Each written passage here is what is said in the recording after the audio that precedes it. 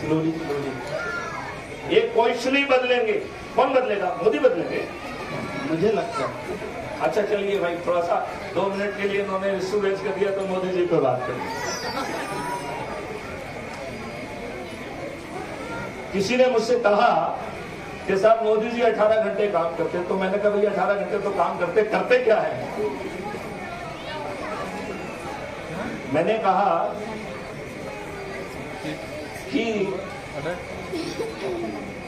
आप 5 काम मुझे गिना दो जो उन्होंने बड़े किए हैं।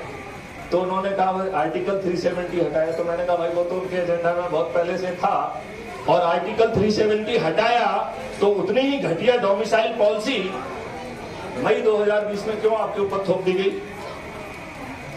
इसी से चर्चा की। आर्टिकल 35A इस देश में असंवैधानिक तरीके से संविधान में घुसड़ दिया जवाहरलाल नेहरू ने, जो पार्लियामेंट में नहीं गया। जब जो है उसे जनवरी 2019 में हटाया गया, तो मोदी जी की हिम्मत क्यों नहीं हुई कहने की कि ये कांग्रेस का असंवैधानिक एक्ट था, जवाहरलाल नेहरू का असंवैधानिक एक्ट था? पॉलिटिकल माइलेज मिलता कि नहीं मिलता?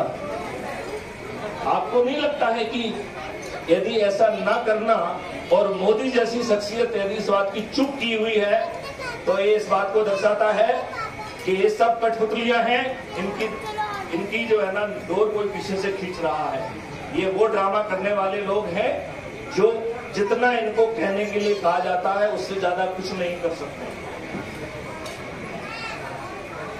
अभी आपको मालूम है पीएम केयर फंड के बारे में राइट टू इंफॉर्मेशन एक्ट के तहत जानकारी पूछी गई, तो भैया पीएम केयर फंड में पीएम नाम लिखा हुआ है, प्राइम मिनिस्टर महोदय उसके खुद अध्यक्ष हैं, सभी मंत्री भी जो है ना उसके सदस्य हैं। जब आरटीआई में पूछा गया तो उन्होंने कहा साहब ये निजी फंड है।